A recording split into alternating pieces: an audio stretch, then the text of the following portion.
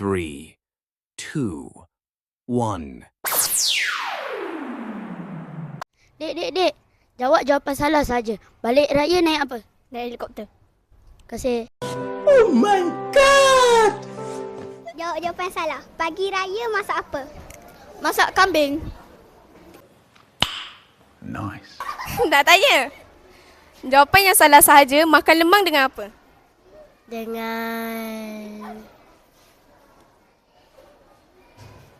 A few moments later. jamban.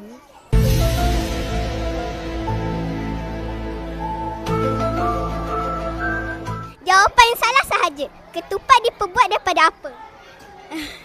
Daun limau purut. Jawapan yang salah sahaja, balik kampung naik apa? Balik kampung naik kereta. Okey, terima kasih.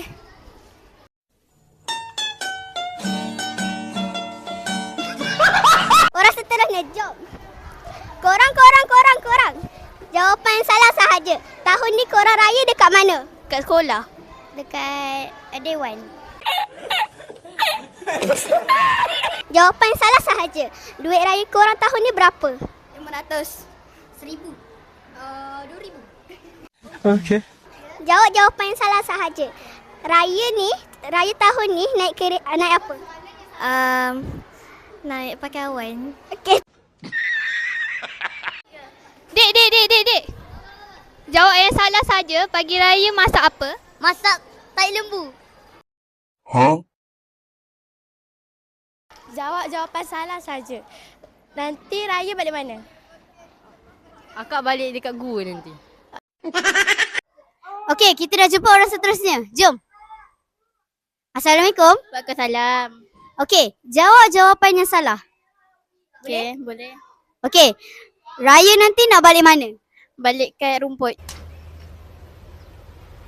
Wait a minute. Who are you? Okay guys, jom kita dah jumpa next. Okay, so Rang Ansali, pagi-pagi raya masak apa? Pintu.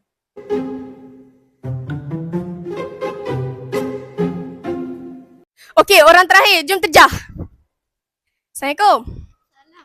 Jawapan yang salah sahaja, makan lemang dengan apa? Dengan muntah.